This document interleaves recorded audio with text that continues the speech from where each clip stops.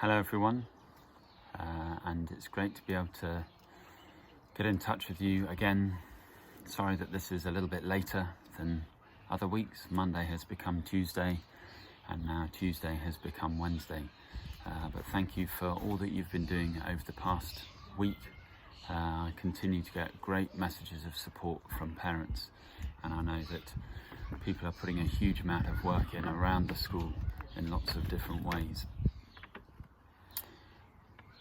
On reflection over the last week or so, we've had a time of huge change. We've pretty much every day since last Sunday, 10 days ago, there's been a change in the situation, and it's made increasingly difficult because some of the support we've been promised has not been forthcoming, or certainly not done in a timely way.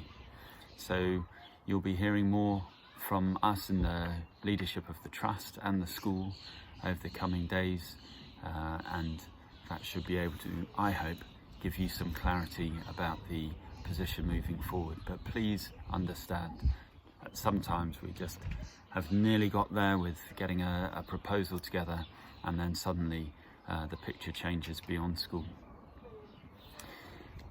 It reminds me of some reading I did a few years ago, actually, from a book by Malcolm Gladwell, where he talked about an American military term that they use, talking about VUCA, V-U-C-A, and this was how situations become volatile, uncertain, complex and ambiguous. And this is really exactly what we're facing at the moment. Volatile because it keeps changing, and day by day situation can change very different, to be very different from the day before. Uncertain because we don't have all the information. We're working with our best guesses sometimes, and sometimes information built on opinion rather than fact. It's complex because there's a huge amount to compute and to use information to use to build your ideas. And it's ambiguous because we're never quite sure exactly what the situation is, and there's not a defined answer to some of the problems that we're facing. Schools are being asked to put together plans of their own design, and that we don't have a local authority describing to us how we should approach this. In order to cope with that, what we really need to draw on is the team of staff across the school with our many skills and working together as a team.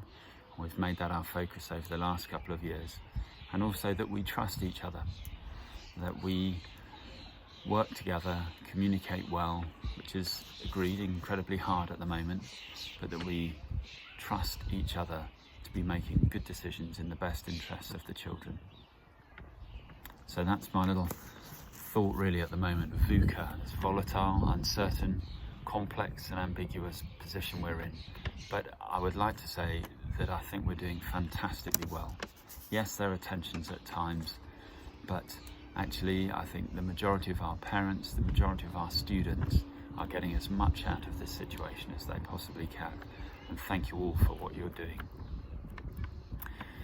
I wrote last Friday in the staff bulletin that we're working on a return on the 8th of June. Lots of planning going into that, lots of risk assessments, lots of modelling about how that might be actually put in place.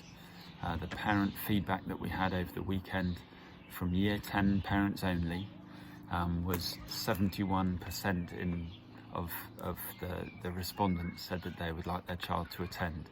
So that's really encouraging, and I hope that will increase as we see the infection rate nationally reduce. Certainly it is in the southeast, and also as we can inform them a little bit more about the kind of approaches we're going to take to ensure that you, the staff, and they, the students, are safe as they come into school. So there'll be more of that after the half-term break. We won't be coming back the first week, and there'll be an opportunity for staff training so that we can be really well prepared for that return after the 8th. There will be a staff bulletin as normal on Friday, and there'll be more detail in that, and I'll be able to put a few more thoughts together there. please keep in touch with others in your team, and I hope that you can all rest and reflect a little over the half-term break. There's going to be plenty more to do in the new half-term, but can I particularly thank everyone for the work that you've done over this half-term. It has thrown up all sorts of challenges that we never thought we'd have to face ever in a profession that really exists on face-to-face contact and relationships with young people, and that avenue for working has been completely removed.